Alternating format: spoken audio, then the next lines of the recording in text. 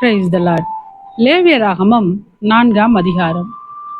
பின்னும் கர்த்தர் மோசேயை நோக்கி, நீ இஸ்ரவேல் புத்திரரிடத்தில் சொல்ல வேண்டியது என்னவென்றால், ஒருவன் கர்த்தருடைய கட்டளைகளில் யாதொன்றை அறியாமையினால் மீறி செய்யத்தகாததை செய்து பாவத்துக்கு உட்பட்டால் அறிய வேண்டியதாவது, அபிஷேகம் பெற்ற ஆசாரியன் ஜனங்கள் குற்றத்திற்கு உட்படத்தக்கதாக பாவம் செய்தால், தான் செய்த பாவத்தின் நிமித்தம் பழுதற்ற ஒரு இளங்காளையை பாவ நிவாரண பலியாக கர்த்தருடைய சந்நிதியில் கொண்டு வர கடவன்.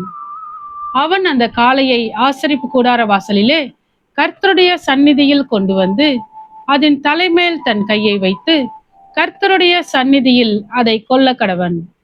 அப்பொழுது அபிஷேகம் பெற்ற ஆசாரியன் அந்த காளையின் இரத்தத்தில் கொஞ்சம் எடுத்து அதை ஆசரிப்பு கூடாரத்தில் கொண்டு வந்து தன் விரலை இரத்தத்தில் தோய்த்து பரிசுத்த ஸ்தலத்தின் திரைக்கு எதிரே கர்த்தருடைய சந்நிதியில் 7 தரம் தெளிக்க கடவன்.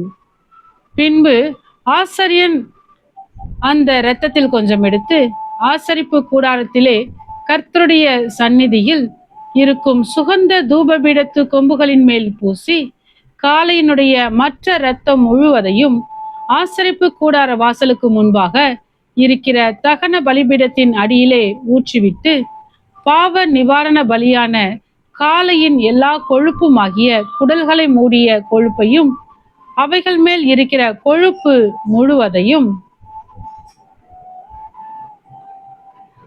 2 குண்டிக்காய்களையும் அவைகள் மேல் சிறு குடல்களின் இடத்தில் இருக்கிற கொழுப்பையும் குண்டிக்காய்களோட கூட கல்லீரலின் மேல் இருக்கிற ஜவ்வையும் சமாதான பலியின் காலையில் இருந்து எடுக்கிறது போல அதிலிருந்து எடுத்து அவைகளை தகன பலிபீடத்தின் மேல் தகனிக்க கடவன்.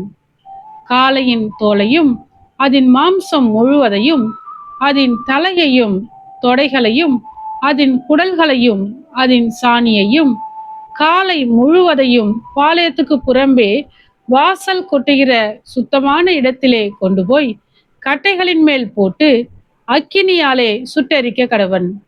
சாம்பல் கொட்டியிருக்கிற இடத்திலே அதை சுட்டெரிக்க கடவன்.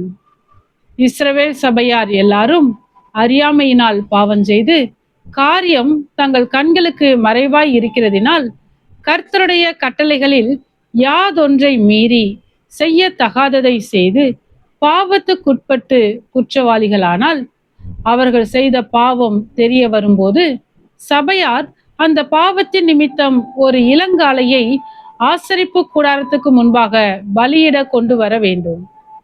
சபையின் மூப்பர் கர்த்தருடைய சந்நிதியில் தங்கள் கைகளை அதன் தலைமேல் வைக்க கடவர்கள். பின்பு கர்த்தருடைய சந்நிதியில் அந்த காளையை கொல்ல வேண்டும். அப்பொழுது அபிஷேகம் பெற்ற ஆசாரியன் அதன் இரத்தத்தில் கொஞ்சம் எடுத்து ஆசரிப்பு கூடாரத்தில் கொண்டு வந்து தன் விரலை இரத்தத்தில் தோய்த்து கர்த்தருடைய சந்நிதியில் திரைக்கு எதிரே 7 தரம் தெளித்து ஆசரிப்பு கூடாரத்தில் கர்த்தருடைய சந்நிதியில் இருக்கும் பலிபீடத்தின் கொம்புகளின் மேல் அந்த இரத்தத்தில் கொஞ்சம் பூசி மற்ற இரத்தமெல்லாம் ஆசரிப்பு கூடார வாசலில் இருக்கிற தகன பலிபீடத்தின் அடியிலே ஊற்றிவிட்டு அதன் கொழுப்பு முழுவதையும் அதிலிருந்து எடுத்து பலிபீடத்தின் மேல் தகனித்து பாவ நிவாரண பலியின் காளையை செய்த பிரகாரம் இந்த காளையையும் செய்து இவ்வண்ணமாய் ஆசாரியன் அவர்களுக்கு பாவ நிவிர்த்தி செய்ய கடவன். அப்பொழுது அது அவர்களுக்கு மன்னிக்கப்படும்.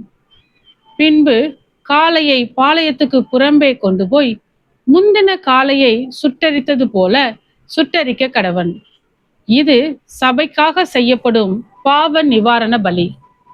ஒரு பிரபு தன் தேவனாகிய கர்த்தருடைய கட்டளைகளில் யாதொன்றை மீறி அறியாமையினால் செய்யத்தகாததை செய்து பாவத்துக்குட்பட்டு குற்றவாளியானால், தான் செய்தது பாவம் என்று தனக்கு தெரிய வரும்போது அவன் வெள்ளாடுகளில் பழுதற்ற ஒரு இளங்கடாவை பலியாக கொண்டு வந்து அந்த கடாவின் தலைமேல் தன் கையை வைத்து கர்த்தருடைய சந்நிதியில் சர்வாங்க தகன பலி கொல்லப்படும் இடத்தில் அதை கொல்ல கடவன்.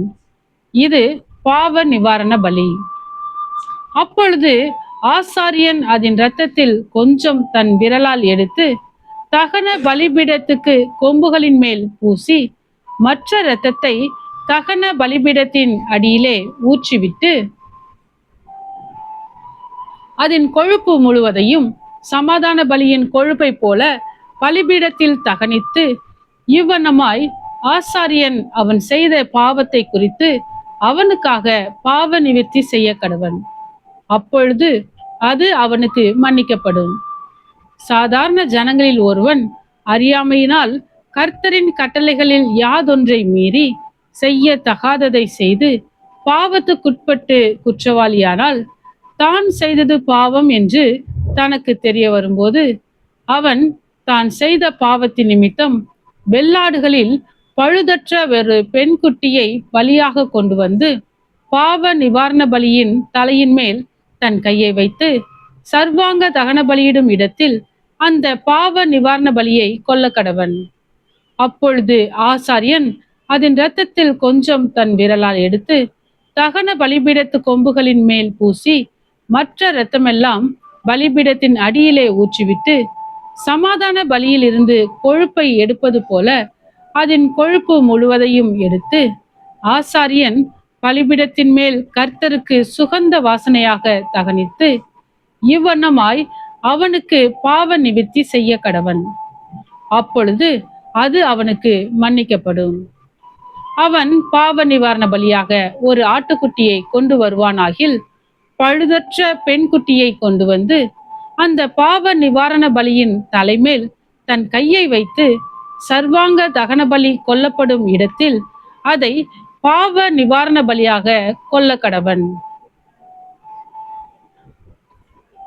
அப்பொழுது ஆசாரியன் அந்த பாவ நிவாரண பலியின் இரத்தத்தில் கொஞ்சம் தன் விரலால் எடுத்து தகன பலிபீடத்தின் அடியிலே ஊற்றிவிட்டு சமாதான பலியான ஆட்டுக்குட்டியின் கொழுப்பை எடுக்கிறது போல அதன் கொழுப்பு முழுவதையும் எடுத்து கர்த்தருக்கு இடப்படும் தகன பலிகளைப் போல பலிபீடத்தின் மேல் ஆசாரியன் தகனிக்க வேண்டும். இவ்வண்ணமாய் அவன் செய்த பாவத்துக்கு ஆசாரியன் பாவ நிவர்த்தி செய்ய கடவன். அப்பொழுது அது அவனுக்கு மன்னிக்கப்படும். ஆமென். பலியை பார்க்கிலும் கீழ்ப்படுதலும் ஆட்டுக்கடாக்களின் இனத்தை பார்க்கிலும் செவி கொடுத்தலும் உத்தமம்.